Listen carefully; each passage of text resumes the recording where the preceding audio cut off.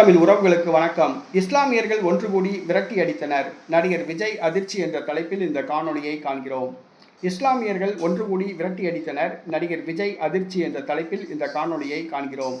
துப்பாக்கி, பீஸ்ட் ஆகிய 2 திரைப்படங்கள் உள்ளிட்ட பல திரைப்படங்களில் இஸ்லாமிய சமூகத்தினரை தீவிரவாதிகளாகவே நடிகர் விஜய் காண்பித்து வந்தார்.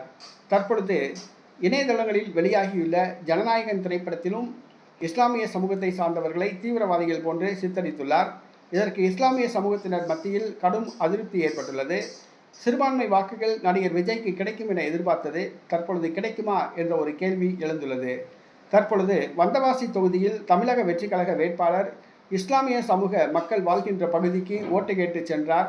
அங்குள்ள இஸ்லாமிய சமூகத்து மக்கள் ஒன்று கூடி ஜனநாயகன் திரைப்படத்தில் இஸ்லாமியர்களை தீவிரவாதிகளாக விஜய் காண்பித்துள்ளார்.